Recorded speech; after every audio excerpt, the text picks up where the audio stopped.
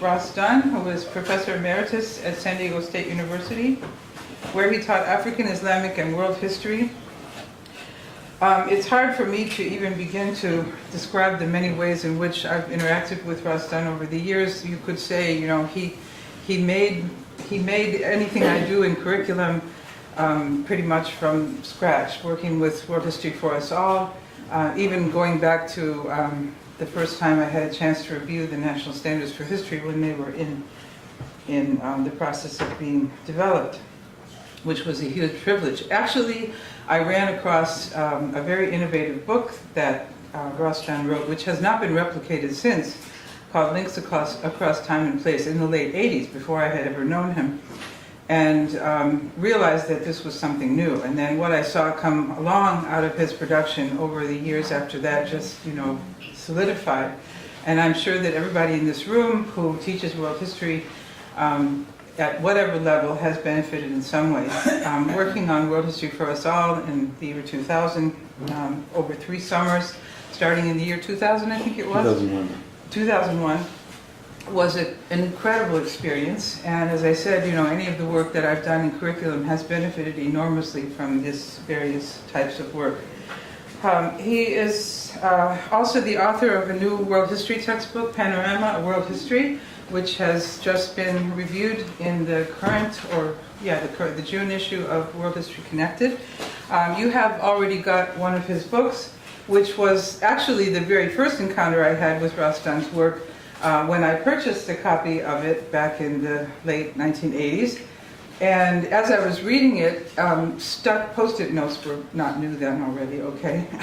But I filled the thing up from one end to the other with Post-it notes that are still in the book, and are notes for a geography game, which at that time would have been already ready for this, a board game, but by now it could easily be translated into an electronic game teaching geography. So without further ado, working for the National Center for History in the Schools, being president of the World History Association in its early days, many accomplishments that Ross Dunn has had, being very formative. And for our gathering here, which is titled Beyond Ibn Battuta, we can't get beyond Ibn Battuta before we get to Ibn Battuta. And Ross Dunn himself is actually, you could almost say his alias, his AKA Ibn Battuta. Yes?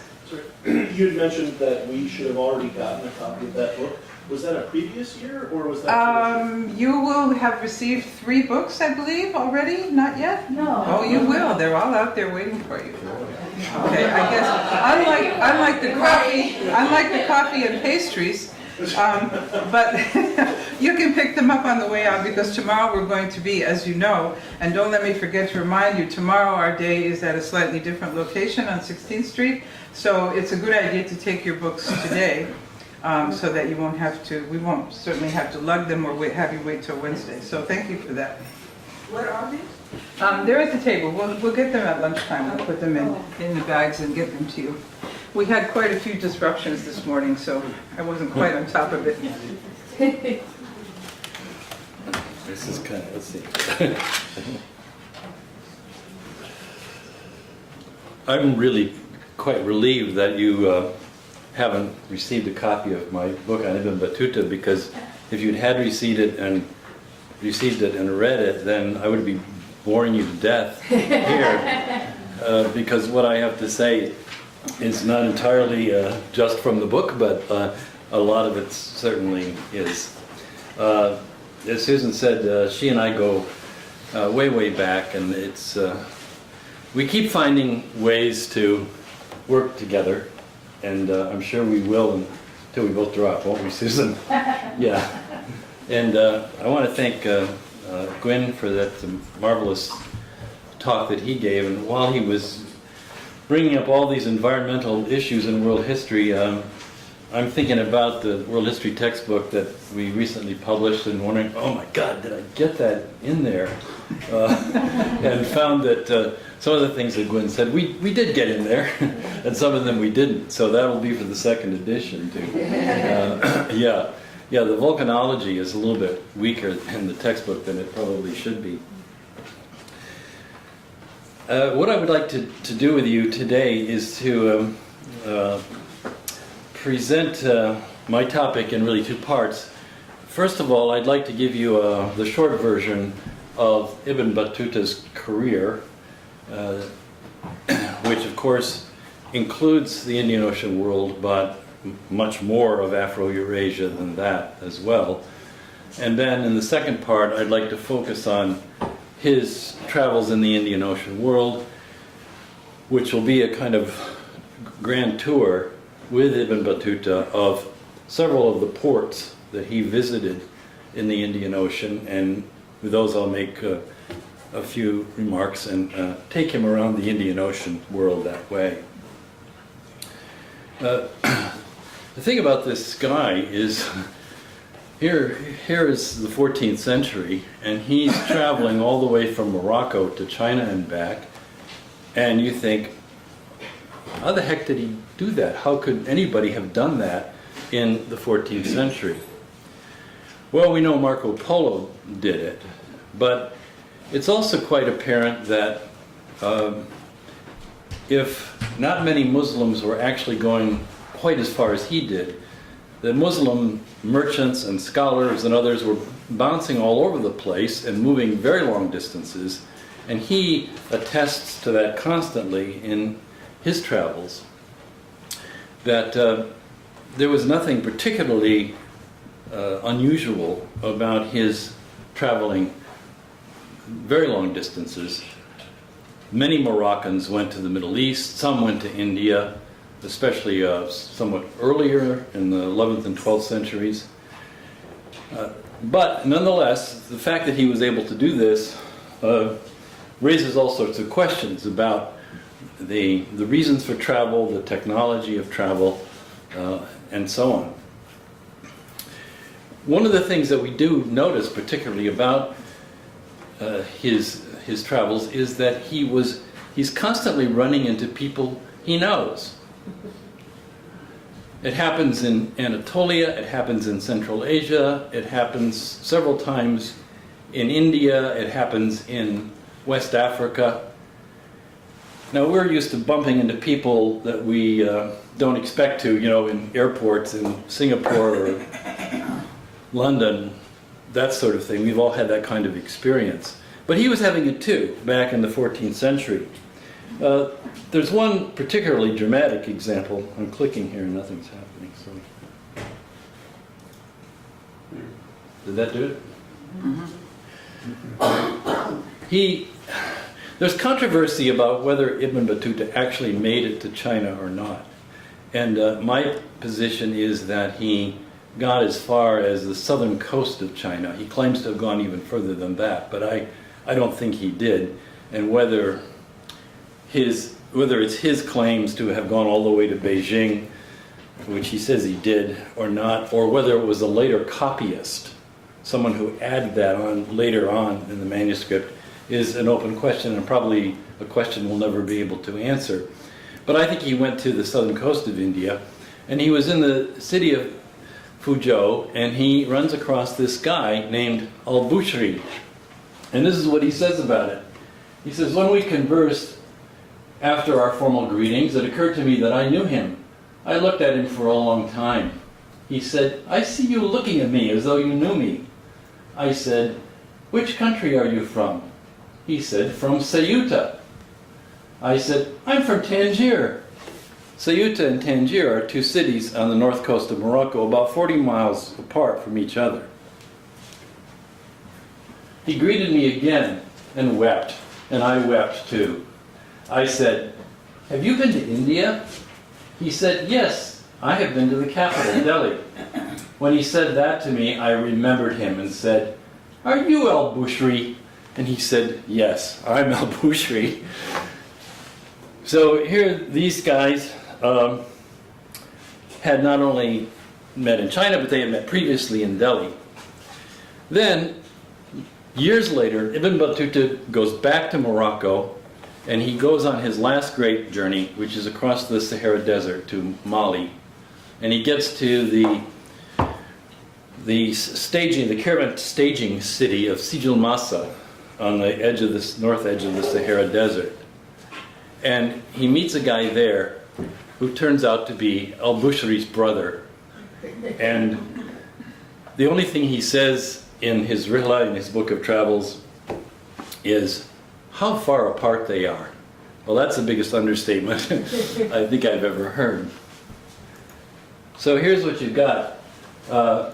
He meets al-Bushri in Fuzhou. He'd already met al-Bushri in Delhi, and then later on, years later, he meets al-Bushri's brother in Sijil Masa. So we're talking about a very cosmopolitan world here, especially for merchants and scholars and diplomats of the Muslim faith. Let's just do a quick survey of Ibn Battuta's travels on this map. And this is rather stylized. It doesn't show nearly the complications of his travels, which I'll get to a bit later in connection with the Indian Ocean.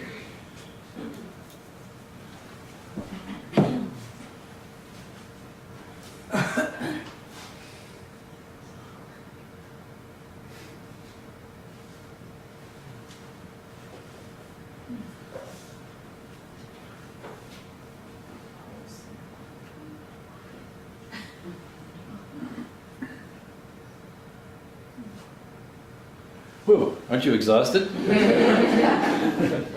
Well, that's what he did in the course of 29 years.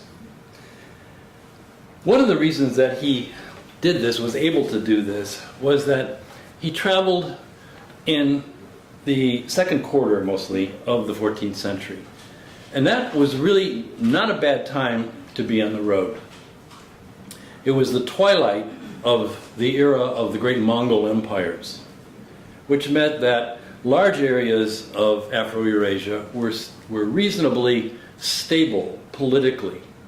And there were other large states besides the Mongol ones that were reasonably stable.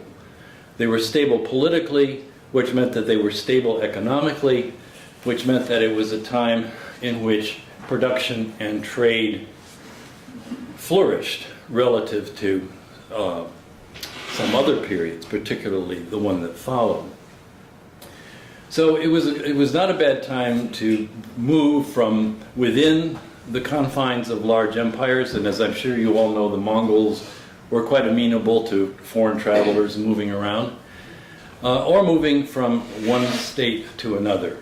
This is not an era when you had to have a passport. What you had to have was some money and some connections. And he didn't have any money to start with, but he began to accumulate it, and he accumulated lots of connections as he went along, and that helped him with his travels.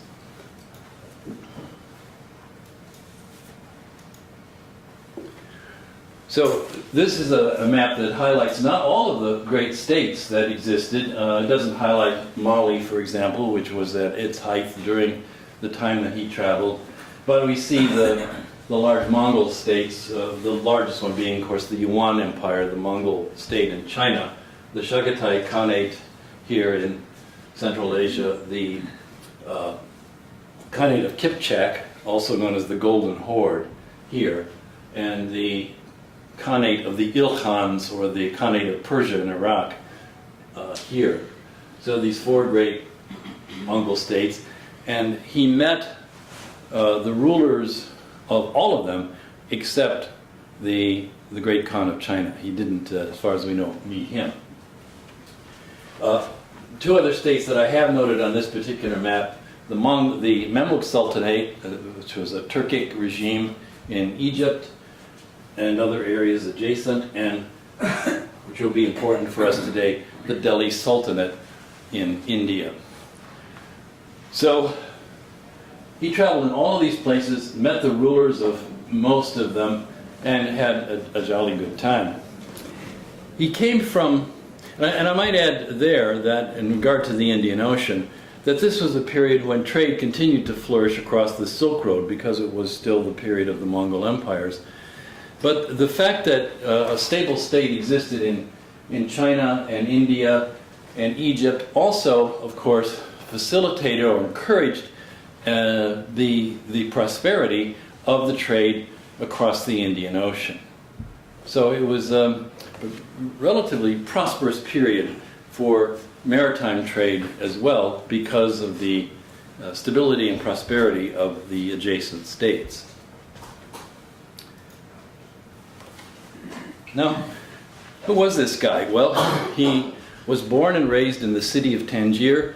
This is a view of the old city of Tangier, which, so he was probably born up here in a house somewhere. We don't know exactly where.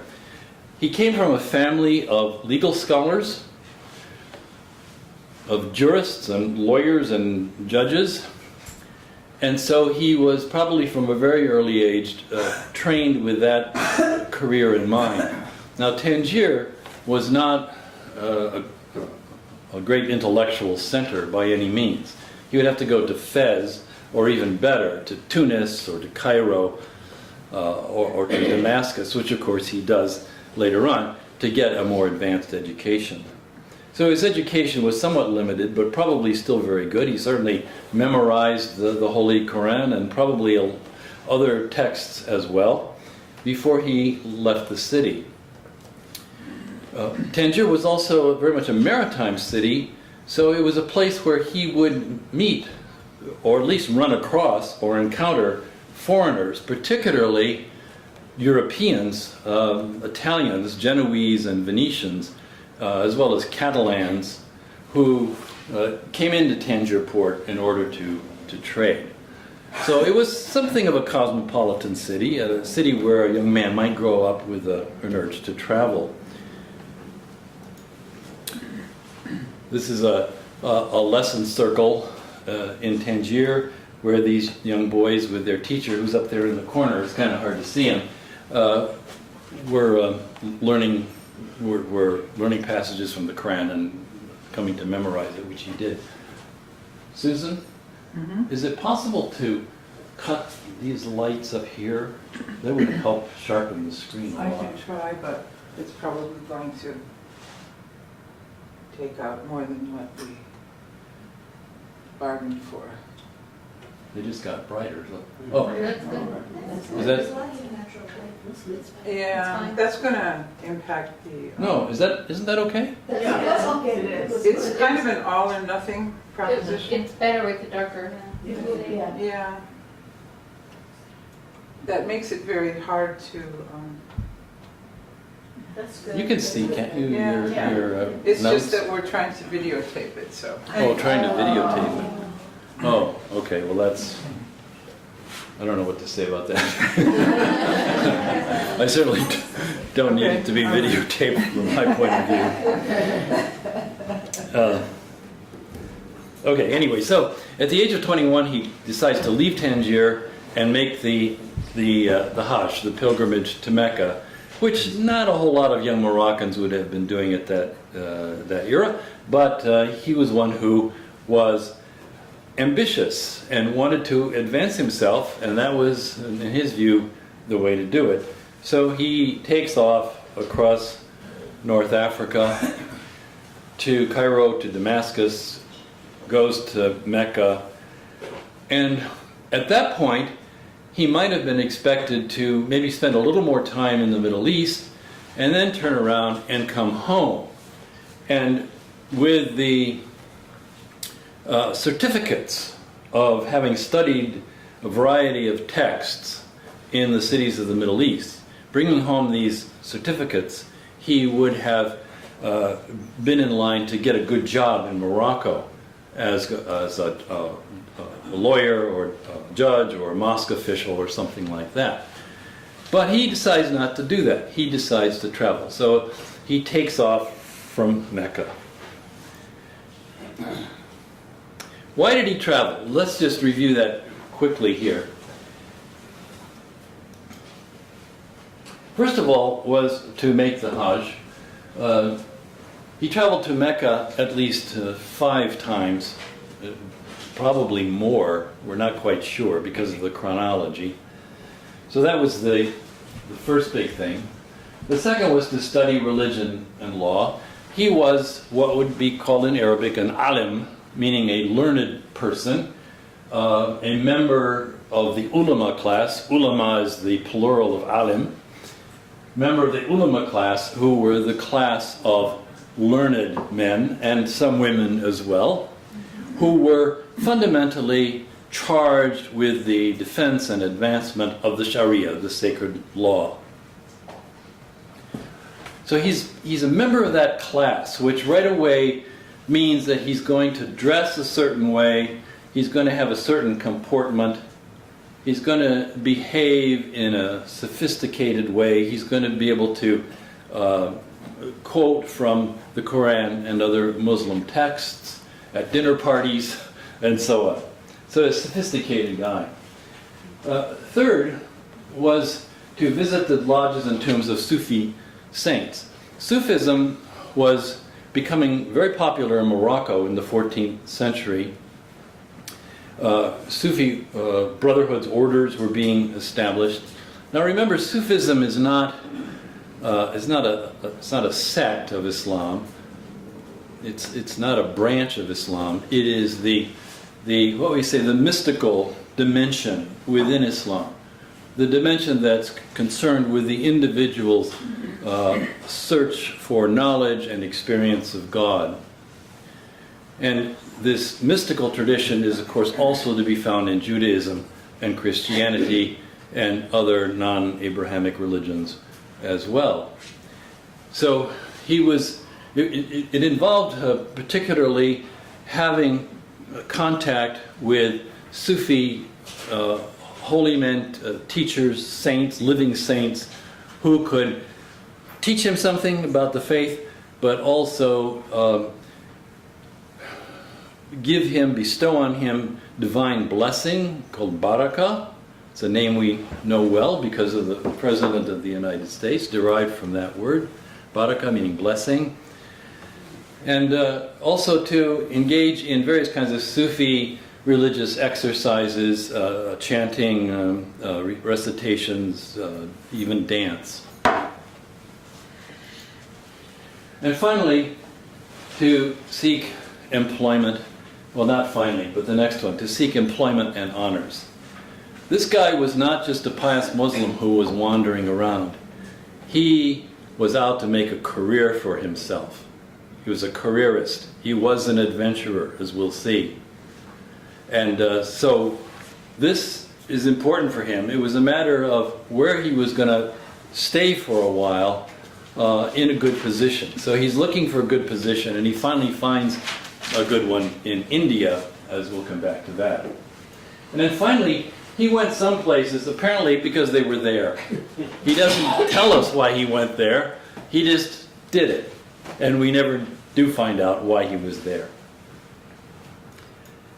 It's helpful if we put this in terms of the great success of Islam as a world religion during this period. It's expanding in practically all directions.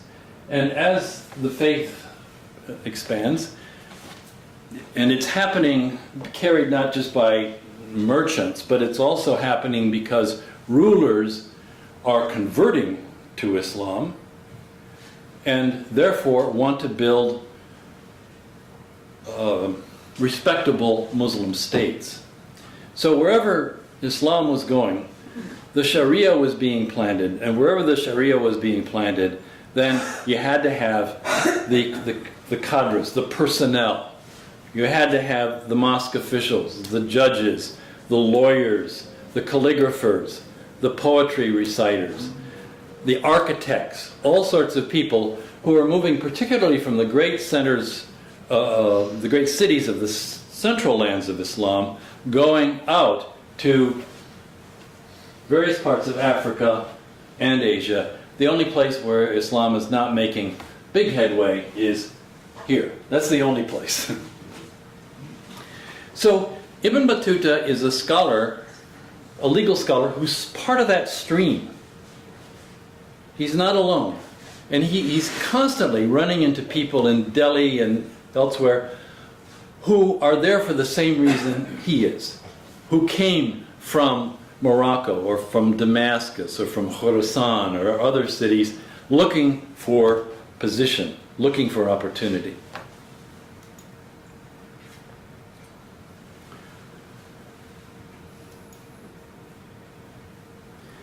So just to put this in pictorial terms a bit, Mecca is really the hub of his travels, not Morocco. And we can see this just on the map, how the routes sort of converge on and move apart from the city of Mecca. He was there, as I said, several times. He did some studying there, although not very much. I'll come back to that point. But he was there for the rituals of the Hajj season several times. This is actually comes from a slightly later period of history, but this is an assembly of members of the learned class of the ulama. And these were the sort of people that he hung out with throughout all of his travels. He also spent a lot of time in colleges, centers of higher learning, which were primarily for the study of law and the religious sciences. It's not that Muslims were not studying mathematics and science, we know they were, but it didn't take place very much in these colleges. It took place independently in the homes or the rented rooms of teachers. But Ibn Battuta was a legal scholar, and so he hung out in the colleges a lot. And he could walk into a college anywhere, and he could have a bed, he could have a meal, he would have people to talk to, he would learn things about the area, about where he might travel next. So these were communities that welcomed people like him because of his class. This is the Mustansiriya in Baghdad, which has been much restored. I don't know what's happened to it in the war. Any of you been to Baghdad lately? Yeah, whether it's been damaged, I don't really know. But it was restored from its early condition. And he describes this very college when he was in Baghdad. This is Cairo.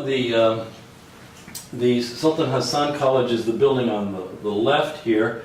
And that was under construction when he came through Cairo. He doesn't mention this particular one, but that's the reason.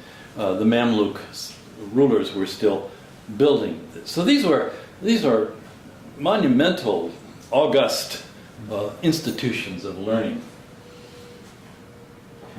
Now, we have to note what I say up there, that he didn't do much studying. The fact is, he was a member of the ulama class, but he was not ever a great scholar.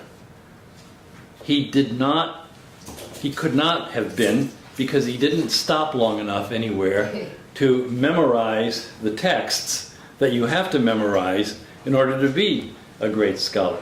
Particularly for him, it would be texts in the Maliki school. The Maliki school is one of the four main schools of law in Islam, which was practiced in Morocco. And the schools of law differ mainly in matters of detail, in the way they interpret or state the Sharia. But he didn't study Maliki law to any extent. We don't have any evidence that he did. We do have a fascinating bit of evidence that has come to us recently with the help of Tim McIntosh Smith, who's written travel books that center on Ibn Battuta. And Tim, through a scholar in Morocco named Professor Tazi, who passed away a couple of years ago, they discovered texts, some religious texts that were copied in Damascus and that have a colophon at the end. A colophon is a statement about who copied this text, who copied it when and where. And clearly, the colophon is Ibn Battuta. So there's indication that he was in Damascus and he copied a text. That doesn't mean he studied it very hard, but he did copy it. And I could say here that we have really very little evidence of Ibn Battuta's life. We have some, but not a whole lot, other than the Rilla that he wrote himself. And we'll come back to that. So he didn't study very much. I mean, Ibn Battuta could never have gotten tenure at Georgetown University. I'm sure of that. He could not get tenure at Al-Azhar University in Cairo or any of those major places. He was something of a, when he came to a place, he was something of an arriviste. He had all the cultural skills of an alim. And that was enough to get you a good job out on the frontiers of Islam. It would be like somebody graduates from Harvard University Law School and at the very bottom of their class, and they can't get a job in New York with a good law firm because they're really not very bright. They just managed to squeak through. So what do? They go out to Wichita, or someplace like that. No trouble at all getting a job as a lawyer. This is really what he's doing. His Sufism follows him everywhere. He says at one point, he's with a Sufi master, and he says, I thought, I'm just going to stay here for the rest of my life and study with this guy. But within a few months, he's off again. So he couldn't bring himself to really devote himself to the Sufi life. So he's a kind of lay Sufi, a kind of part-time Sufi. Here we see Sufi guys. This is actually from somewhat later as well, the Mughal Empire in India, who are doing dancing, achieving an ecstatic state through dancing to come closer to God. This is one of the Sufi centers in Cairo. This guy's not dead, he's just taking a nap. I took the picture myself, so I know that for a fact. So he finally gets to India, and it's in India where he gets his first job. And I have every reason to believe that he went to India in search of a position. And he saw and describes the Kutub Minar, which is, some of you may, have any of you actually seen this structure? Yeah, a few of you had, yes, in Old Delhi. He's introduced to the Sultan, Muhammad ibn Tughlaq, who was a very interesting character in his own right, pious, learned, and profoundly cruel ruler. And Ibn Battuta gets into serious trouble with him at one point, gets out again, back into trouble, gets out again. But he gets a job as a judge. But the fact is that the language of the courts in Delhi was Persian. He didn't speak Persian, or not very much of it.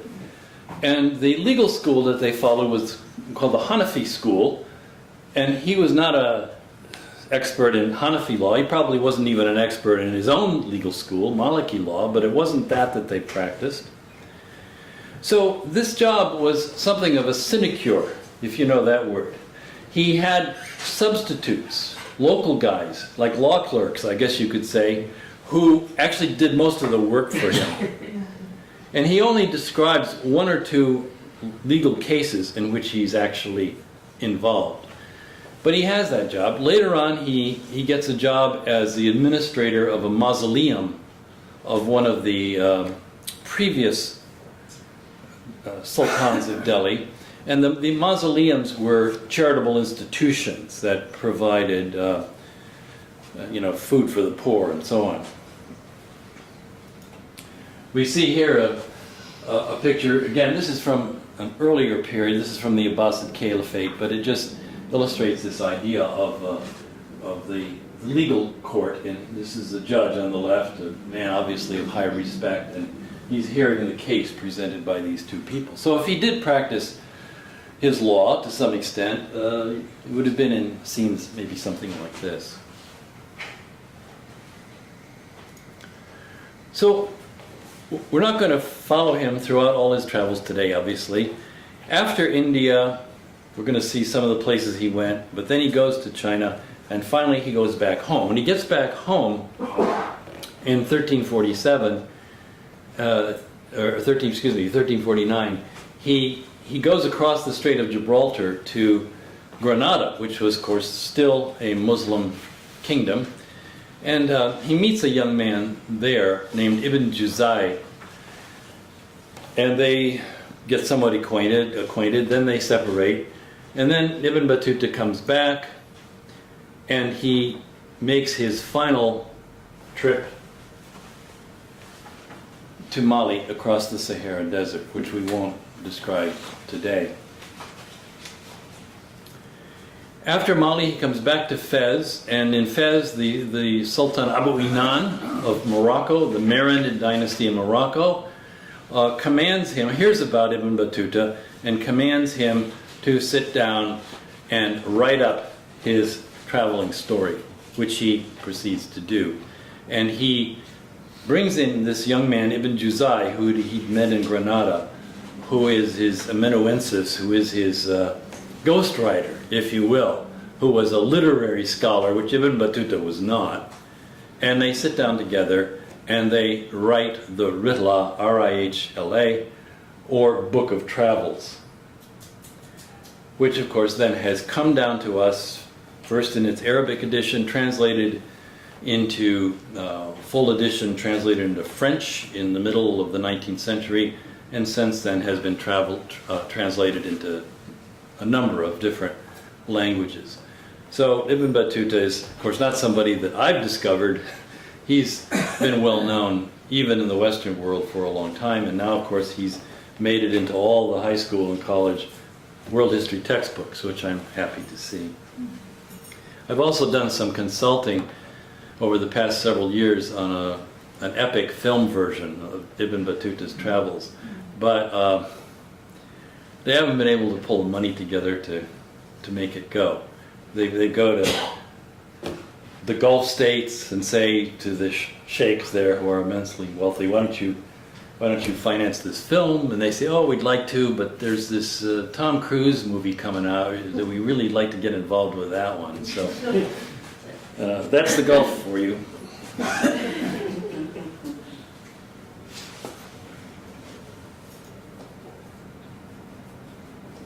I guess I don't need to skip through that. Just was giving you one more idea of how he traveled. So notice particularly here the Indian Ocean world that he traveled in. And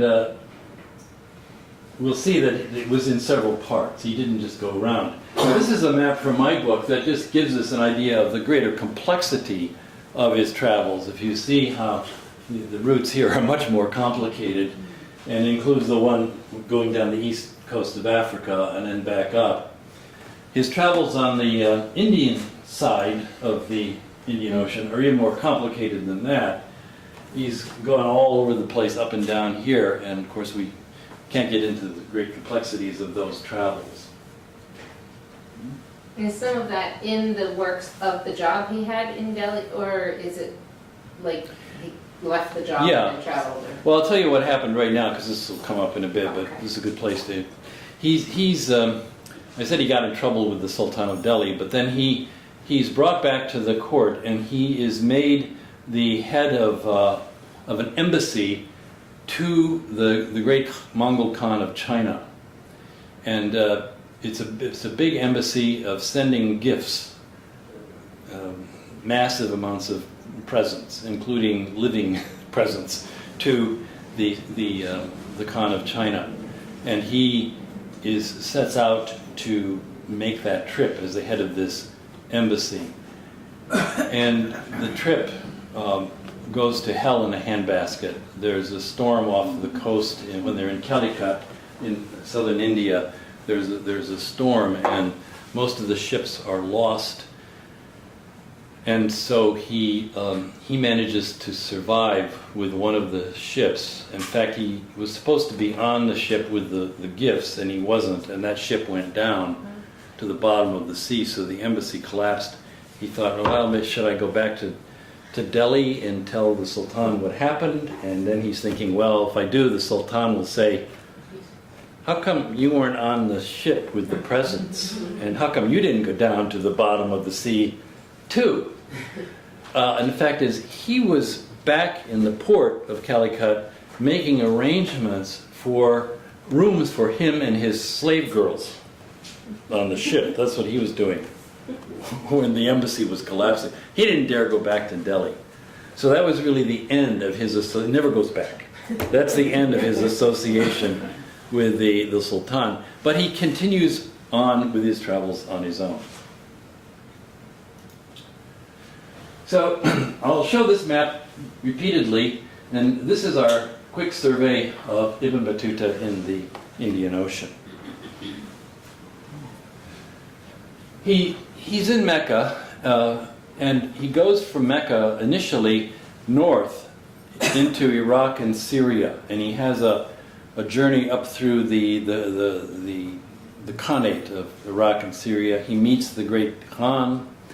He comes back to Mecca, and then he says, I wanted to see Yemen. So he travels from Mecca just down to the coast to the port of Jeddah to get a ship from there.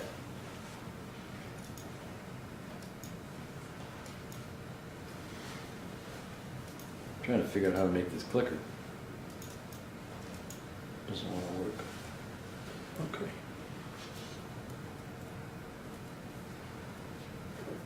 Everything's kind of stuck. There we go. Well, that's the port of Jeddah today, not in Ibn Battuta's time. But this is where he goes and gets on the ship to go. Well, he doesn't get on the first ship. He says in the Rilla, the Sharif Mansur Ibn Abu Numay embarked on another jalba, which was some kind of a small boat, and desired me to accompany him, but I did not do so on account of there being a number of camels with him in his jalba, and I was frightened of this, never having traveled by sea before. So this is his first sea voyage, and he's being put on this rickety little ship with a bunch of camels. He says, no way, and decides to take another ship. But he finally finds one, he gets on that. And the ship takes a long time getting to Yemen. The thing about the Indian Ocean, which brings us really back to things that Gwyn was saying. I'm sorry, I didn't mean the Indian Ocean, I meant the Red Sea. Comes back to things that Gwyn was saying, is that in the Red Sea, the winds are from the north. In the top half of the Red Sea, they're from the north all year round, basically. In the south of the Red Sea, they're from the north half the year, and then from the south the other half of the year. And he takes off just when the winds are shifting, a little bit too late, and the winds are shifting. They're coming from the south, and so they're trying to tack their way down the Red Sea. The Red Sea is a very difficult sea to travel on. There's a lot of reefs and shoals. He ends up going across to a port on the other side, travels by land a ways, comes back again to this side, then back over that side, finally gets to the Yemen. But it takes a long time, and it does point up the tremendous risks and difficulties of sea travel, even though there was a lot of it going on.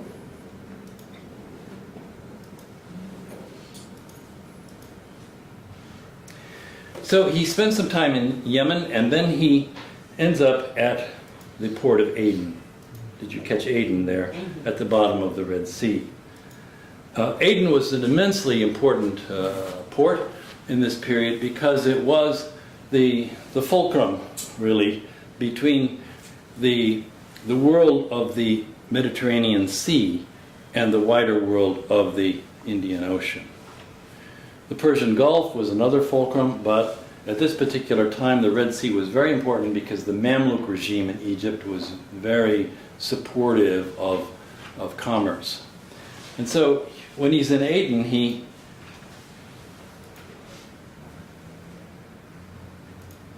says this: Aden is an exceedingly hot place. The merchants of India live there, and the merchants of Egypt also. The merchants among them have enormous wealth. Sometime a single man may possess a great ship with all that it contains, no one sharing in it with him because of the vast capital at his disposal. So we are talking about merchants here, Indian and Egyptian merchants alike, who do command huge amounts of capital, which, as Gwyn pointed out, you had to have to mount any kind of sizable operation because there was so much risk, because the payment on your investment is going to be deferred. So he's meeting people like this all the time in the ports, who are not just, they're not peddlers, you know, these are very, very wealthy merchants. And Aden is a place where Egyptians and Indians, particularly, are coming together to exchange a vast array of goods.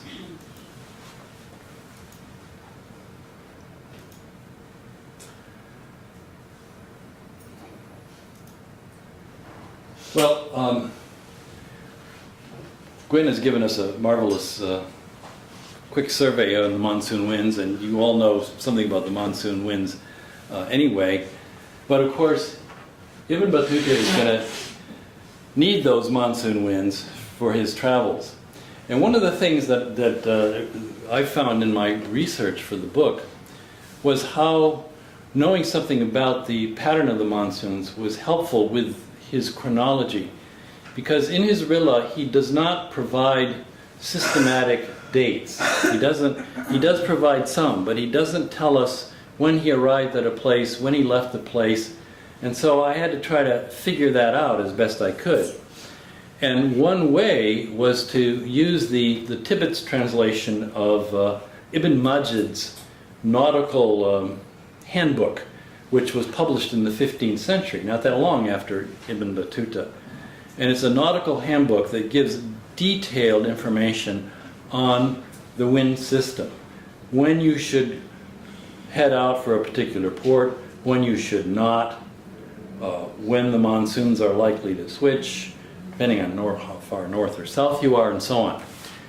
Now, he didn't have that handbook, but he had information from these very, very skilled navigators and lots of other people who knew great details about the monsoons.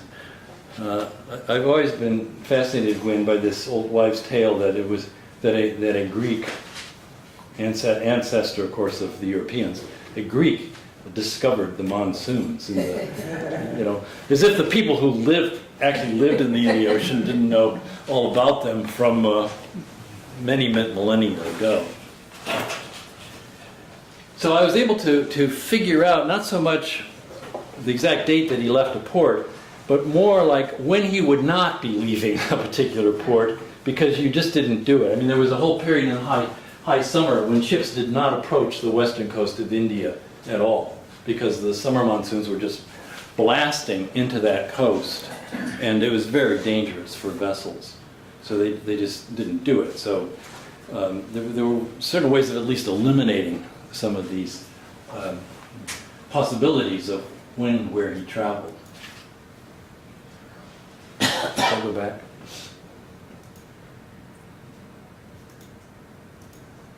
I don't know how I got back there, sorry.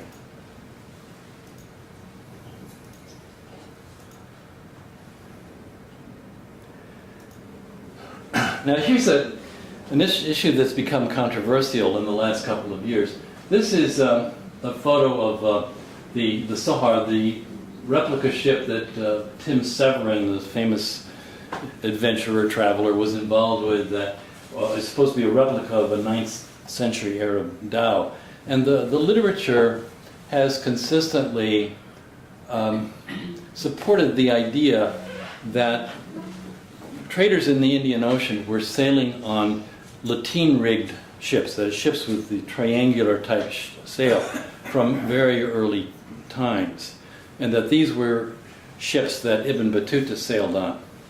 The trouble is that he was a complete failure as a describer of nautical lore.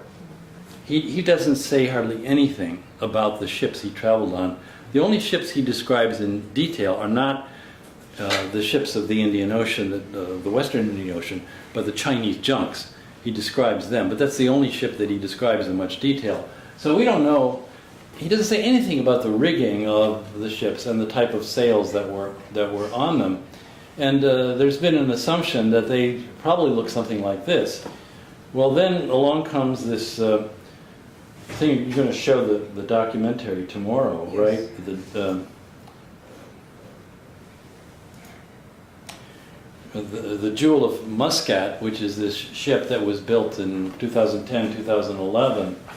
And the main consultant there, a guy named Tom Vosmer, an Australian nautical archaeologist, he says that until the Portuguese came along, the ships in the Western Indian Ocean were not lateen rigged at all. They used square sails. They looked like this. And so this is supposed to be another 9th century ship that would have sailed all the way from Persia to China and back.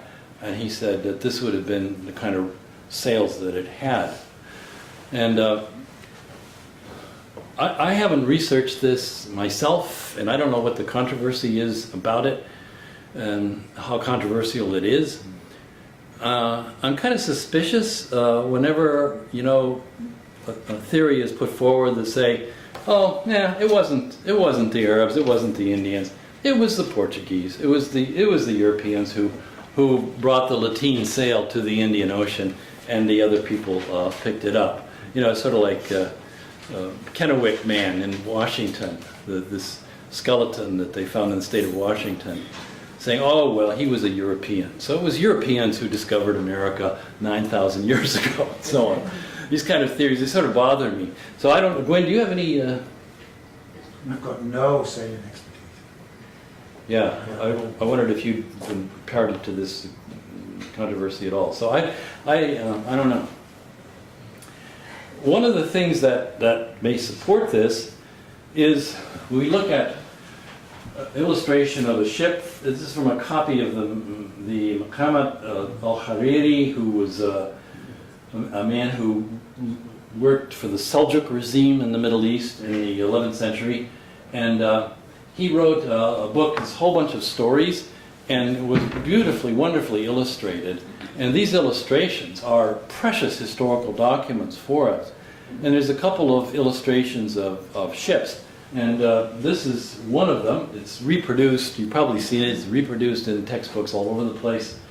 You notice a couple of things about it. This is a ship that would have been probably the Persian Gulf or somewhere in the Indian Ocean. We don't know exactly where. But notice it has a stern post rudder. They've got that adopted by that time. Look at this four-pronged anchor that's hanging down here. We've got a bunch of travelers, maybe merchants here, looking out the window of the ship. And then the rigging, which appears to have two masts, but this mast has a crow's nest on top. Well, that's problematic for a lateen-rigged vessel, because the lateen sails, like the Tim Severin ship, the only way, when you're changing tack, if you're sailing this way, the wind's coming from there, the eye of the wind is there, you're sailing this way, and you want to sail this way. With a lateen vessel, rigged as we thought they were in Ibn Battuta's time, you have to furl the sail, you have to roll up the sail, then you have to have guys climb up the mast, and they have to hoist the yard. The yard is this beam that goes like this, that carries the sail. You have to hoist it up over the top of the mast and down the other side. Well, if there's a crow's nest up there, I don't know how you do that. So that's one of the arguments, that this was a square-rigged vessel here, and that the others in the Indian Ocean were. I'm sure this is pretty controversial, but I don't know. You'll see this film tomorrow, in which it will argue that these were all square-rigged vessels, and I hope you will take it with a grain of salt. I'm not sure it's all that settled. So what kind of ship he sailed on, we really don't know nearly as much as we would like to. So he goes then down the coast of East Africa to the city of Mogadishu. This is Mogadishu in the 1980s, when it was a peaceful, reasonably peaceful place before all the horrible wars. This is a ruin of a mosque built in the 13th century that would have been there when he arrived in Mogadishu. And Mogadishu was probably the largest and maybe busiest port on the East African coast at that time. Very important place. remember that these towns along the East African coast, they're fundamentally African towns, because sometimes in the older literature suggests that they're full of Arab and Persian immigrants who just arrived, and everybody's white.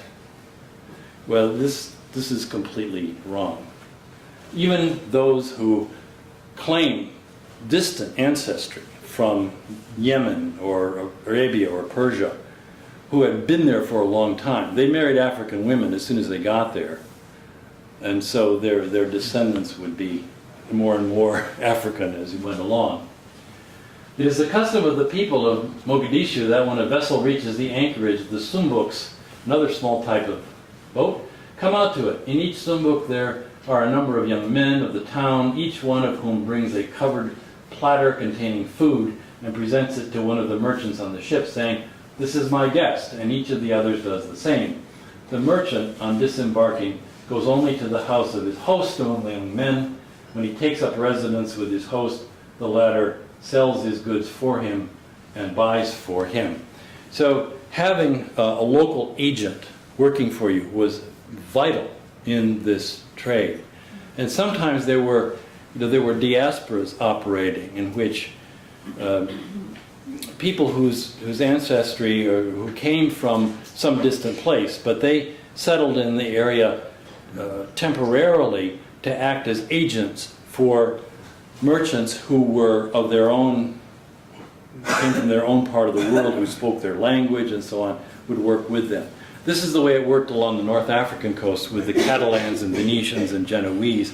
They would have people who would live in these little settlements in places like Tangier and Oran and Algiers. They would live there so that they could serve as agents for the European merchants who came in and out. So you had to have these sorts of people in some form everywhere the trade took place. Ibn Battuta, however, was not a merchant. They find this out right away. They find out he's a scholar, and he is then brought to the homes of the scholars, and also is presented to the Sultan of Mogadishu. And of course, these were all predominantly Muslim towns by this time, although they were also African towns. So Mogadishu, and then he continues on down the coast to the island of Kilwa, which is Tanzania today.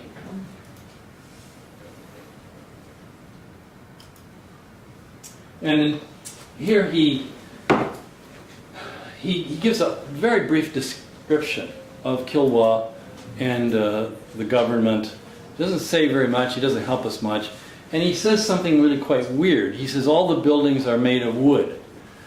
Well, this is some failure of his memory, I think, because the buildings were not all made of wood.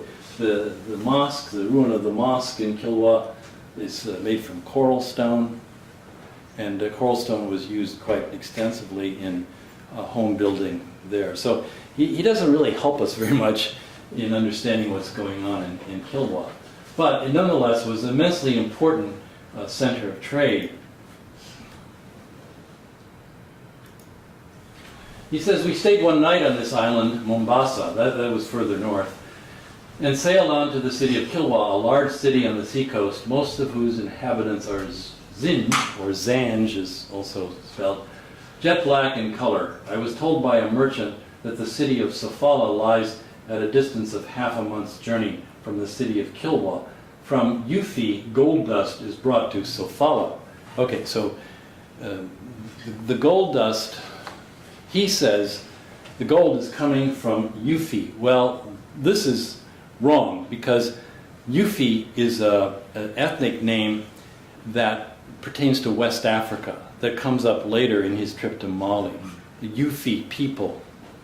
So he has this idea that the gold is brought from Mali across equatorial Africa to the East African coast. No way, that wasn't happening. What we do know was happening was it was on the Zimbabwe plateau that the gold was mined. And this was a very high period of the Zimbabwe state, which enriched itself immensely through the production and export of gold, a major source of gold into the Indian Ocean world.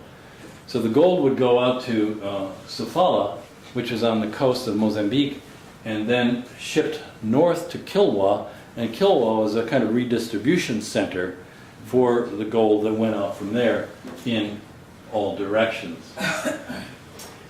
This is the ruin of the palace of the Swahili-speaking Sultana Kilwa. And what you notice about this recreation of the palace is that it's partly, the living quarters and maybe government quarters of the palace, but it's also an emporium. It's also a market center, which tells us that the Sultan of Kilwa was also the wealthiest merchant. All the officials, all the elite of Kilwa were involved in the Indian Ocean trade, and the exchange of goods coming from the interior, including, of course, extensive numbers of slaves, ivory and other goods, and then the gold that was brought up from Sofala, and then the import of textiles, beads, and other commodities that were then shipped into the interior of Africa. That's the ruin of the palace. So we get an idea here. I used this in a class, so I had to use it here, of the importance of the gold trade in the Indian Ocean. And I don't think we know very much about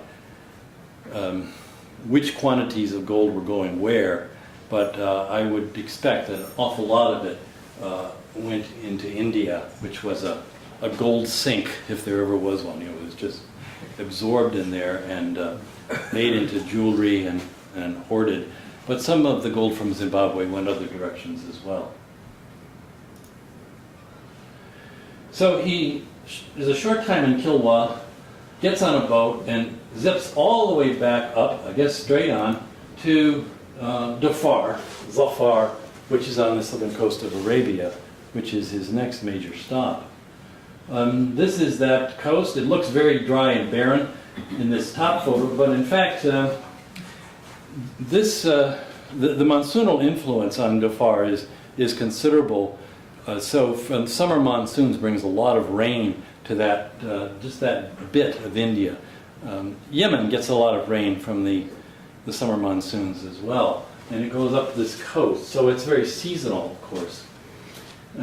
So he stops there, and Dhofar, which is the city that he was in, is now a ruin, but it's a really important place for the Western Indian Ocean commerce. As he explains, from Dhofar, thoroughbred horses are exported to India, and the sea between it and the land of India can be crossed with the aid of the wind in a full month. Their clothes are made of cotton, which is brought to them from India. There too are betel and coconut, which are to be found only in the land of India and in this city of Dhofar because of its similarity and proximity to India. So he's quite insightful about that, and we assume that betel and coconut were introduced to Dhofar from India. So we get this idea here of the fact that South Arabia's international connections are primarily Indian connections. They're not with Persia, they're not with Egypt, they're not with Syria. This is the empty quarter, here, so nobody much is going across there. So these towns along here are sort of like extensions of Indian towns in a way. And this map gives us some idea of the summer monsoon sailing late in the summer. You can begin to sail directly across here to Calicut. In the winter monsoons, you sail here and along here. You can actually, if you have a lateen-rigged vessel or a square-rigged one that can really be trimmed well, you can go both directions on the northeast monsoon. It depends on how you trim your sails. So he goes up around the Horn there into Oman, visits several cities, almost dies because his guide tries to steal his clothes and kill him on the way, but he makes it. And he comes to Hormuz, which is another important port entryway to the to the Persian Gulf. The Portuguese, of course, took Hormuz, but they didn't hang on to it very long. They had to give it up to the English in cahoots with the Sultan of Persia, took it back. This is a fine, large city with magnificent bazaars, as it is the port of India and Sindh, from which the wares of India are exported to the two Iraqs, Fars and Khorasan. Fars and Khorasan, Fars meaning basically southern Iran, southern western Iran, Khorasan being northern Iran.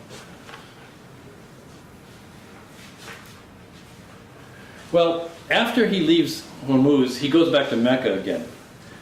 And he stays in Mecca and then decides he's going to go to India. Apparently decides he's going to go to India.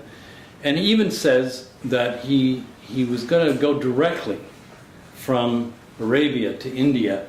But he says, I couldn't find a good guide. That's all he says. To, lead me there and go with me. So he doesn't go there. He goes back into Syria.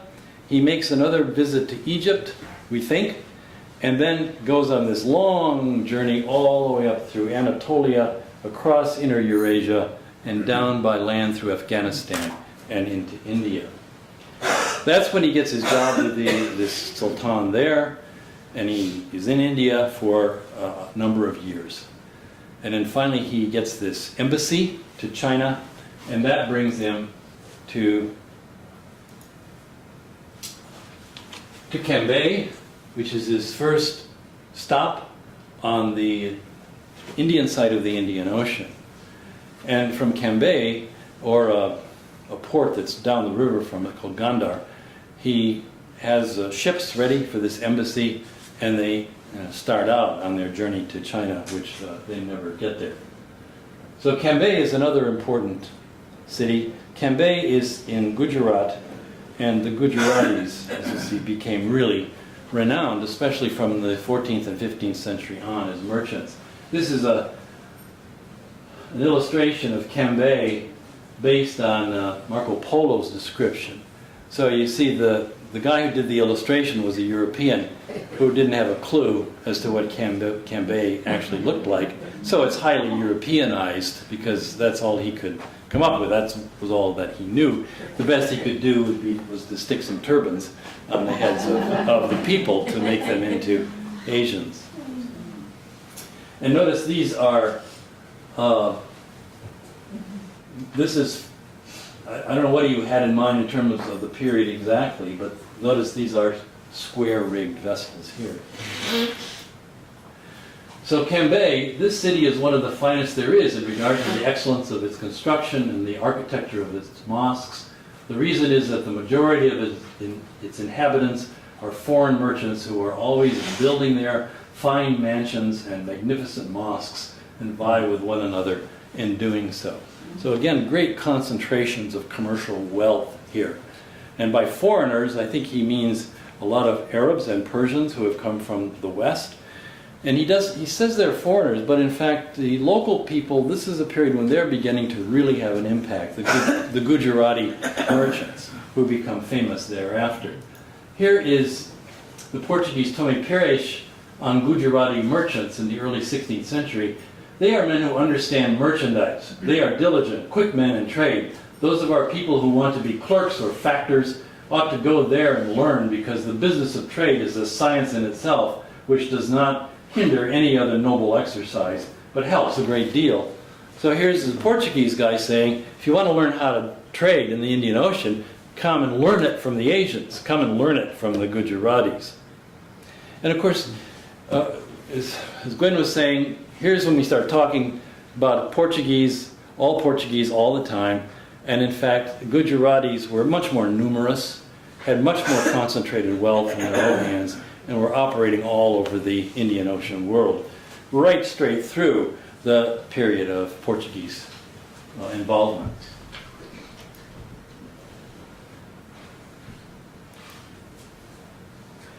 So then he goes down the coast, and here's where the traveling becomes really very complicated.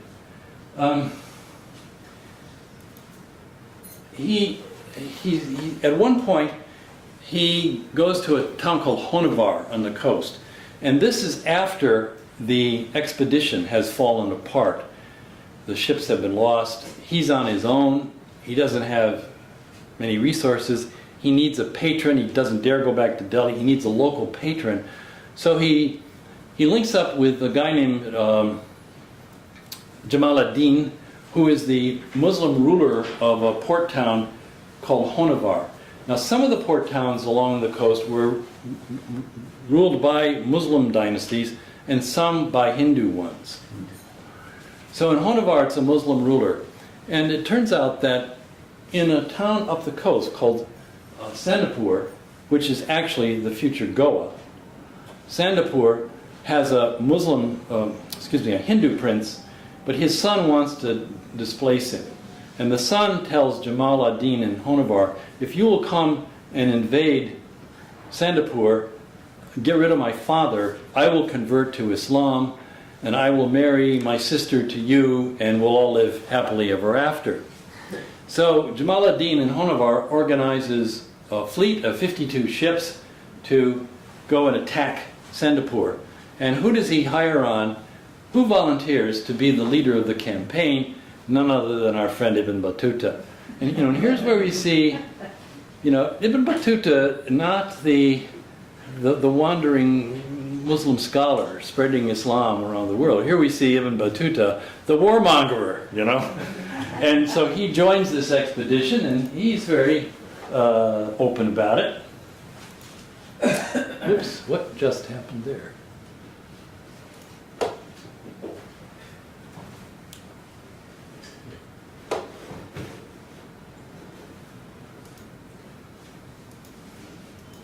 Close those.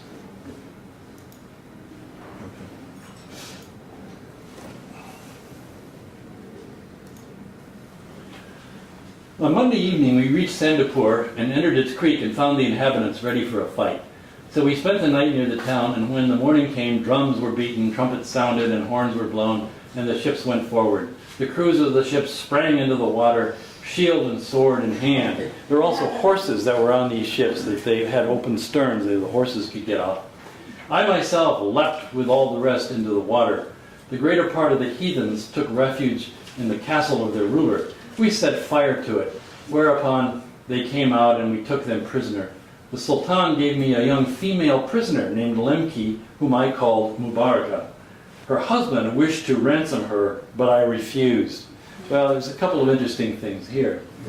One is, and we can come back to this later this afternoon if you want, but this is his version that he's telling his readers, right? Okay, so let's keep that in mind. If this is actually the way it went down, we don't know. The other thing is this rather dark final passage here. Her husband wished to ransom her, but I refused. This is slave girl. Slavery runs as an undercurrent throughout the entire Rihla. He's always acquiring slave women. And then they disappear and never heard from again. Although in a few places he expresses his love for a particular slave girl. He never says that about women he married, about his love, because you don't talk about your family that way. He was married several times, by the way, during his travels, and divorced the wives every time. But he always had slave girls. Sometimes he had little slave boys. Now, were these little boys fetchers and carriers of food, or did they perform other services as well for Ibn Battuta? That we don't know.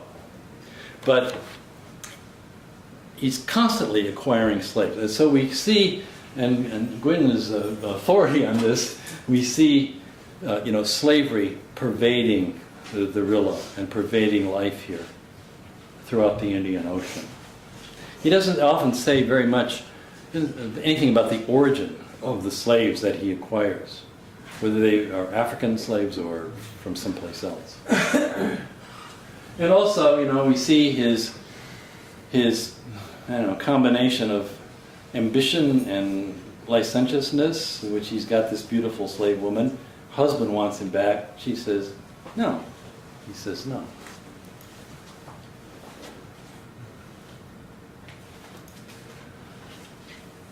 So he's in Calicut several times, but Calicut is immensely important, along with those other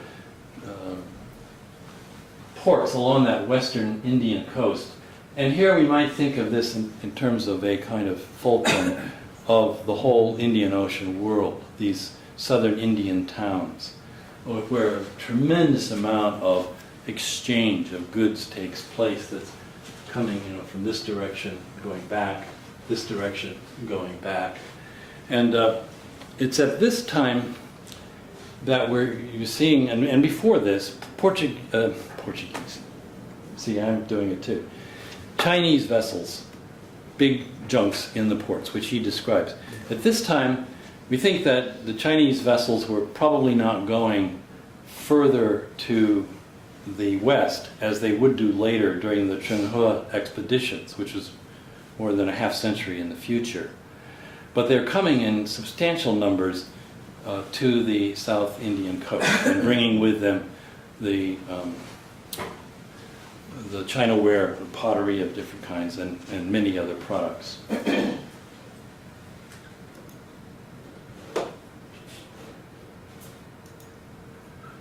This is a European Atlas of 1572, a view of Calicut, which of course is also highly Europeanized. And this looks like a big Portuguese church there.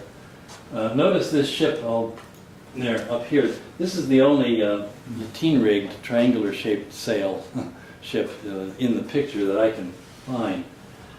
So whether that's an Asian ship that's been using that kind of sail for a long time or not, I don't know.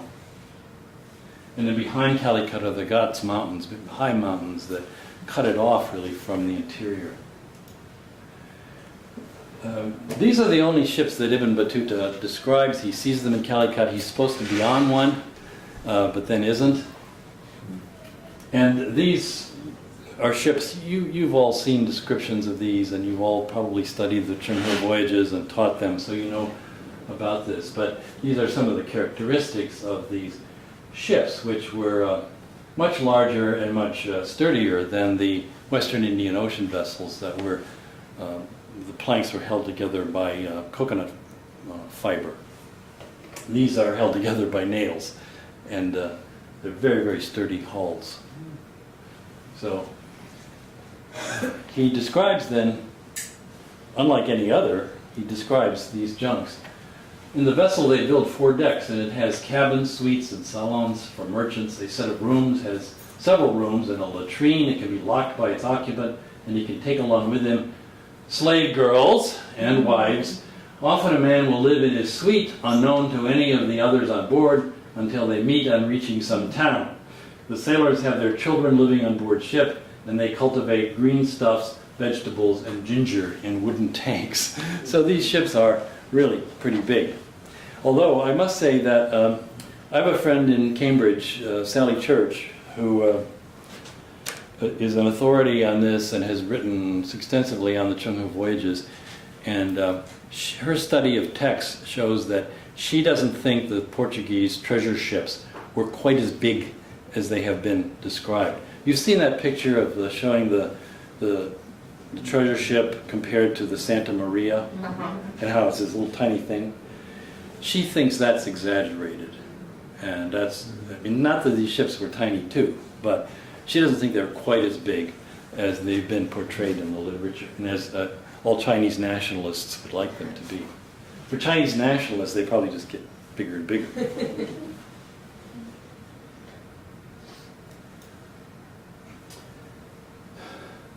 So finally, we don't quite know why, but he goes to the Maldive Islands. And he says, he goes to the Maldive Islands, he says, I've heard a lot about them. That's the only explanation he gives. And he goes there, and he's going to be there for a short time, playing the tourist. That's his plan. The Maldives are fascinating. Any of you been on holiday in the Maldive Islands? I haven't been there, so getting these pictures from elsewhere. Europeans like to go there for vacations. The Maldive Islands had been converted to Islam sometime before, and the weird thing about it is that, and according to legend, they were converted by a Berber from North Africa, who was a merchant, and that he got them to accept the Maliki school of law, which pertains in North Africa particularly. And they did for a while. They later switched, but they followed the Maliki school of law. And we don't know quite how that happened, but apparently it did. So it's a Muslim kingdom, has a queen at the time that he goes there. He plans to spend just a short time there and then leave. But they find out that he had been a judge in Delhi. And the Maldivians had never been ruled from Delhi, but they regarded the Sultan of Delhi, the Sultanate of Delhi, with shock and awe, this huge empire that's so near to them. And so he has prestige just by having that affiliation with Delhi. He gets to Mali, and he's immediately recruited as a judge, as a qadi. He doesn't want to do it, but they say, you got to do it, you got to stay, and we'll give you all kinds of perks, including lots of wives. He marries 4 women. This is the one time we know of that he has the legal limit of 4 wives at once. These wives are all members of elite families. So he's marrying into the upper crust of the Maldive Islands, such as it was, and becomes part of the scene there. The Maldives were closely tied into the Indian Ocean world of commerce, particularly because of their production of this little commodity, the cowrie shell. And I know many of you know about the cowrie trade and how these cowries that were gathered in the Maldive Islands made their way across through Egypt and North Africa and across the Sahara and were a currency in Mali. And of course had scarcity value in West Africa, which gave them value for currency. And the cowrie trade also, there was a substantial trade to Bengal, and a lot of trade between the Maldives and Bengal in rice exchanged for cowries. And also, just one nautical thing, if you're sailing from the coast of India over to the vicinity of China or the other way around, there's the South India, and then there's Ceylon, the island of Sri Lanka, and there's a channel, the Minar Channel between the two, but it's got dangerous shallow reefs, and so ocean-going ships can't get through there very well. So they have to go around Ceylon to the south to go to China or the other way around. And when they do that, it's easy to put into port in the Maldive Islands. So the Maldives were not a terribly isolated place in that respect. Professor Dunn, I'm sorry to interrupt. What was the use of this shell? They were a currency, money. They were used as money. I cannot imagine how it could be useful because this is so common in my home country, Indonesia. So how they use this as money? Well, they were particularly useful as money because they went far away.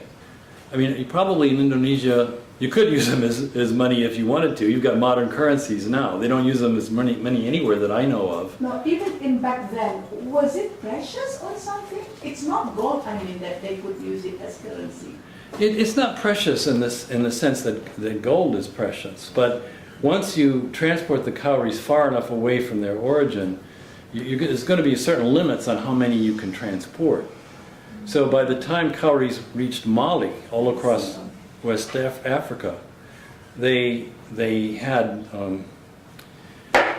value because they were increasingly scarce. They were not local. You couldn't produce them there. Yes. You had to import them from across the Sahara Desert, for God's sake, And then they came from some people in West Africa didn't even know where they came from, except they came from across the desert. So they were scarce enough that they could be used as a medium of currency.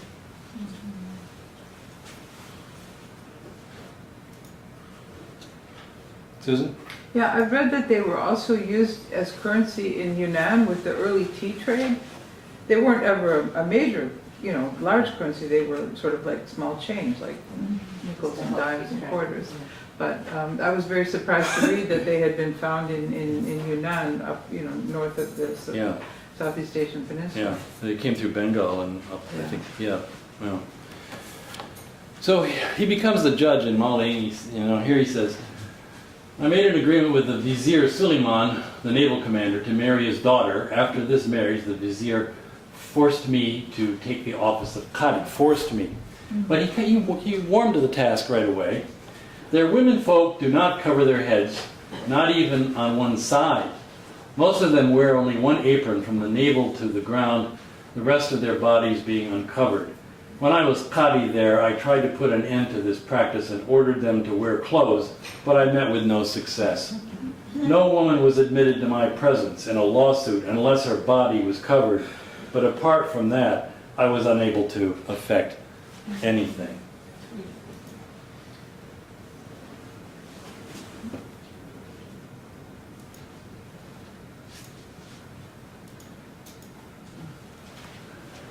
So, these girls are properly dressed, as you see, modern Maldivian dancers. But probably look something like the wives that Ibn Battuta married. About this, there's a couple of things of interest. One is,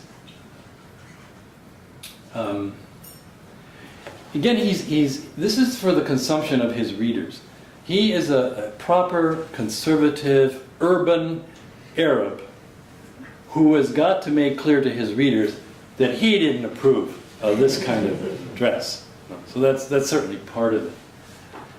And there was something else I was going to say about it, never mind.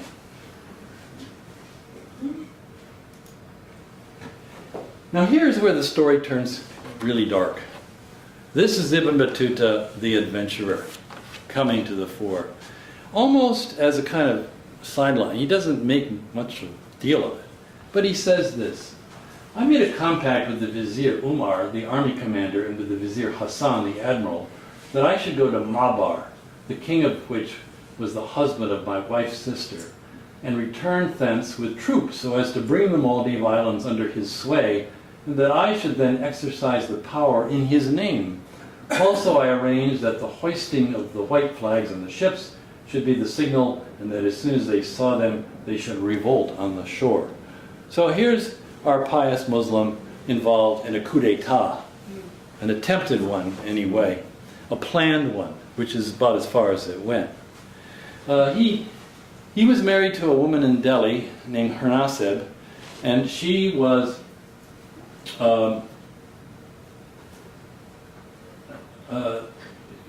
his wife's sister was married to the Sultan of Mabar.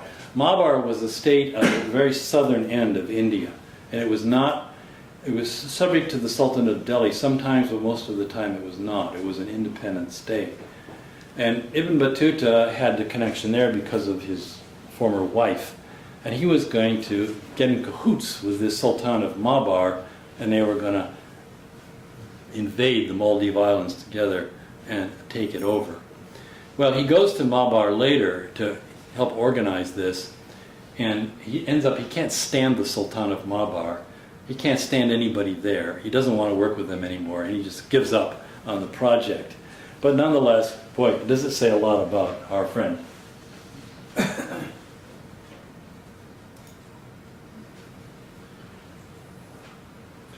So, nearing the end here, from Mali, he finally, I said Mali, from Mali, the capital of the Maldive Islands, not to get confused here, he finally sets sail for Bengal. He says, I wanted to go to Bengal. He doesn't say why, but he goes to Bengal. And we don't know anything about the ship that he sailed on to Bengal, and the ships in the Eastern Indian Ocean tended to be different in some ways for their design and rigging from those in the Western Indian Ocean. But he ends up in Chittagong on the coast of Bengal. And here again we see the great complexity of his travels in the southern part of India. Sorry, I missed one. On the way to there, he stops at Puttalam on the coast of Ceylon, and he makes this trip into the interior to climb Adam's Peak.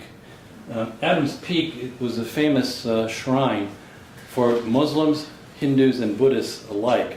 And for Muslims, the footprint of Adam is there. That Adam and Eve, that was their first place on earth, was on top of Adam's Peak in Muslim tradition. And so he climbs to the top of Adam's Peak. He makes that trip. It's really quite treacherous. And spends some time in the area of Puttalam on the western coast of Ceylon. And this port is interesting particularly. Thereupon the Sultan summoned me that he visited in Puttalam. It is a small and pretty town surrounded by a wooden wall with wooden towers. The whole of its coasts are covered with branches of cinnamon trees, brought down by the torrents and heaped up like mounds on the shore. They are taken without payment by the people of Malabar and Malabar, that is the southwestern coast of India. But in return for this, they give presents of woven cloth and similar articles to the Sultan. Well, what's interesting here is the cinnamon trade is already going strong, and that becomes really big when Europeans arrive. The cinnamon of Ceylon, the Portuguese and then the Dutch, especially later on, and the British after them, engage heavily in cinnamon trade. This business about the branches washing down to the shore, I don't know what the hell he's talking about, but there was cinnamon trade. So he's there for a while, and then we bring him to Chittagong.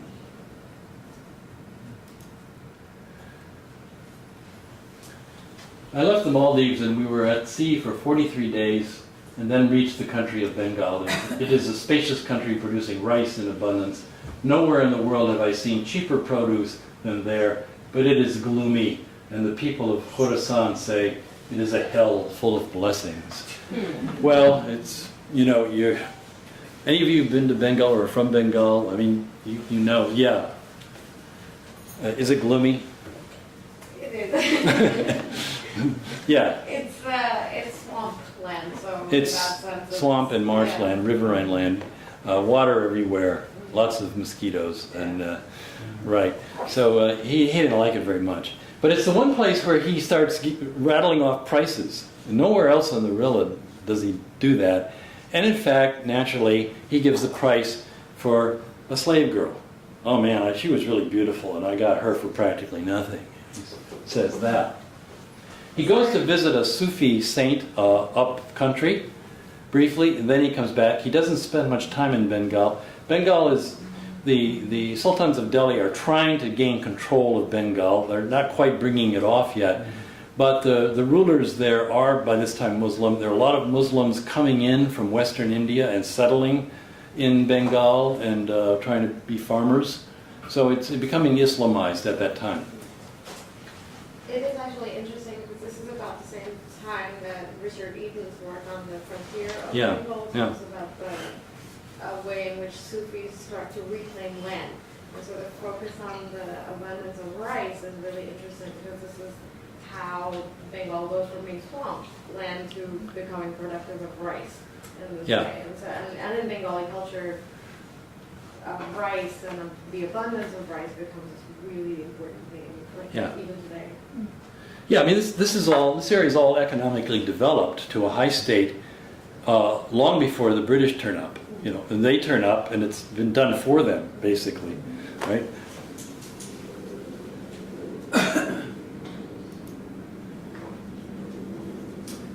Finally, our last stop on the Indian Ocean, he goes to, I better back just a little bit, Samudra, which is a port on the coast of Sumatra, the island of Sumatra, in the area that becomes the state of Aceh later on. And he spends a little time there. And I think what is particularly interesting about this, his last stop in the Indian Ocean world, I'm not counting the South China Sea here,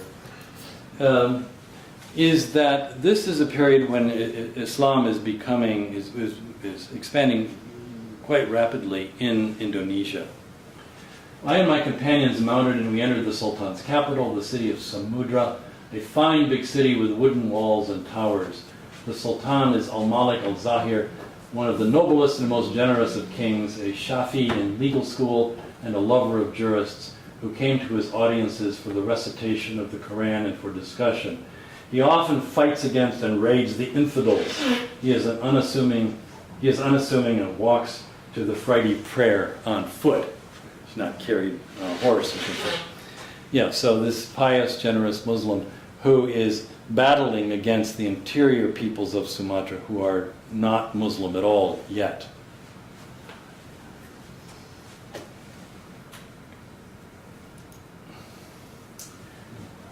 So he goes on his trip to the southern coast of China, and then in the space of just 3 years, he zips back to Calicut. This is the one time he actually goes straight across the Arabian Sea at the end of his travels, from Calicut to Dhofar. Again, he doesn't say much about it at all. And then makes his way back through the Middle East, back to Mecca again, and he's coming through Damascus right at the time when the Black Death hits. So here's a guy who's really lucky. He's ending his travels when all hell is breaking loose across the Eastern Hemisphere. As Gwen was saying, the Little Ice Age, the impact of that in the 14th century was already strong in the earlier part. And in the second half of the century, probably related in many ways to recurring plague pandemics, not just the Black Death, which was the first big one, but recurring outbreaks of plague across the hemisphere. Things start going to hell. The Chinese Yuan dynasty falls in 1368. The Khanate of Persia has already fallen in 1335. The Sultanate of Delhi falls apart, and on and on. So the second half of the 14th century is Barbara Tuchman's, if you know her book. She called it the calamitous 14th century. Well, it's really the second half of that century that becomes the calamitous part. He's home by then. What happens to him after that, we really don't know very much about it. We've learned a little bit, but we know from a biographical sketch of him that he became a judge somewhere in Morocco. After he produced his Rihla with Ibn Juzai, he became a judge. We don't know exactly where.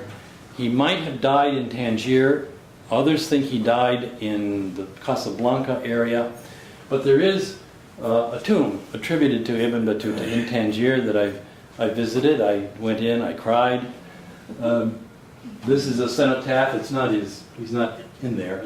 He'd be down underneath if he's there at all. But there's no inscription. So we don't really know if that's where our Ibn Battuta or any Ibn Battuta is really buried, but that's the legend. And since then, Tangier has become Ibn Battuta City. There's the Ibn Battuta ferry that goes across the strait. There's the Ibn Battuta bookstore, the Ibn Battuta hotel, the Ibn Battuta candy shop. He's a great hero in Tangier and has become, I'm glad to say, well known throughout the Western world as well. Sometimes people have called him the Marco Polo of Islam. I say Marco Polo is the Ibn Battuta of Europe. I will stop.